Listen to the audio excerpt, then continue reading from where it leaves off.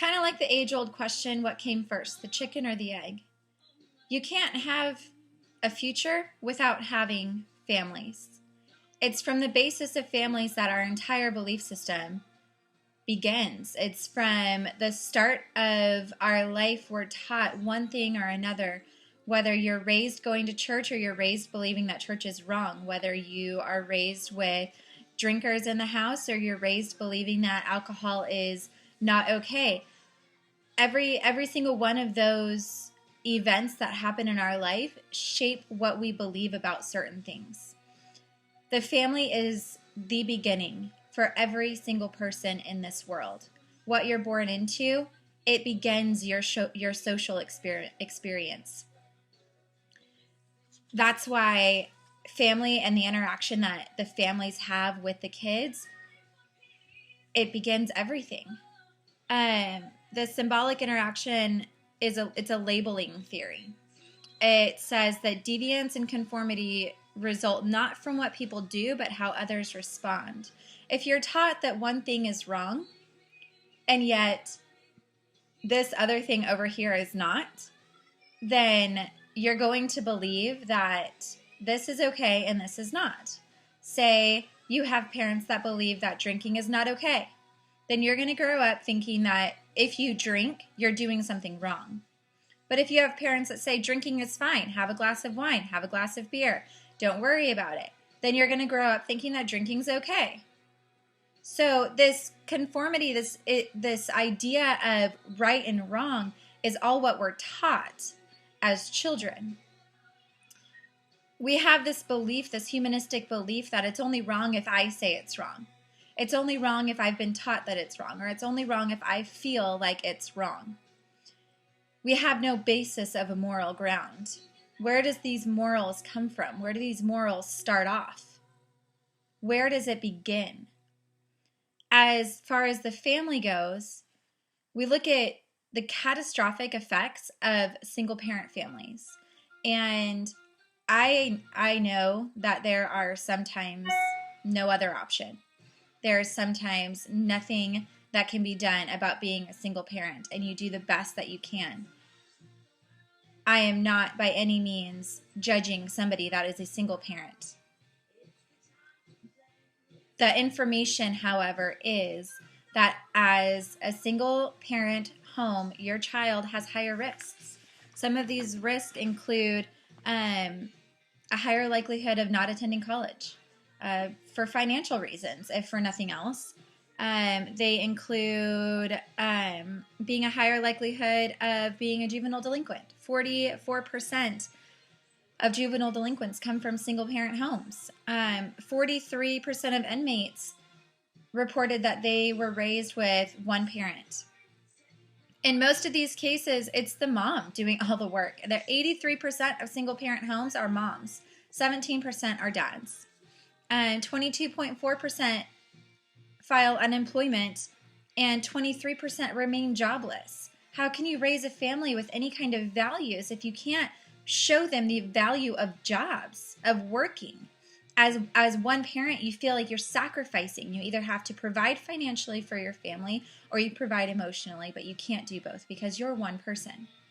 There's sacrifices that come with being a single-parent home. There's risks that come with it.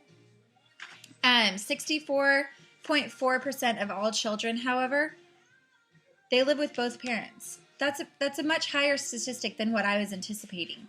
That was as of 2014. It was said the child of today is the father of tomorrow. The children that we raise now will have their own families one day. The example that we set before them as their leaders, as their social experience as a family, they will take that to their family one day. Children that live in a traditional family home with both parents, they have stronger emotional health. They have higher self-esteem. They have a higher educational attainment. They have parents that are more involved with their schooling and they're able to go further and go faster than somebody that doesn't have any parental involvement. And that goes to say with a single family home or a traditional style home with both parents. If they're not involved with their kids, then they're not going to succeed in school because they have nobody pushing them. The delinquency is significantly lower. The sexual behavior. Youth parents who discuss sexual behavior standards with their kids, they have a higher likelihood of staying abstinent, which means less teenage pregnancies, which means less babies on the street, which means less abortions, which means less single-parent homes, which means less risks for our future. Tobacco use. On average, adolescents who are strongly connected to their parents or other family members are less likely to smoke cigarettes, which is a killer. Substance abuse. Compared with other peers, adolescents who have reported having a positive relationship with their fathers are less likely to smoke, drink alcohol, or use marijuana. It's the dads that set the example. I'm a mom and I can love my kids and I can be an example to them and I can be involved with them, but they need their dad too. They don't just need me. Children that have greater parental involvement have a higher likelihood of having higher success. Beginning here we said family begins everything. It's the basis of everything that we are. But where does that come from? I'm a strong believer that God created the family. God created man and woman, and he gave them a job to do. He created that. And because he created that, he tells us how to do it. The Bible in Proverbs says, train up a child in the way he should go, and when he's old, he will not depart from it. Following the commands of God and what he has set before us, that's our moral basis. That's where we begin. That's the laws of the land. That's where we can say this is right, this is not right, this is not okay, this is going to cause some damage if we continue down this road. Train up a child in the way he should go, and when he is old, he will not depart from it. The Bible also says a fool despises instruction, but a wise man listens to those around him.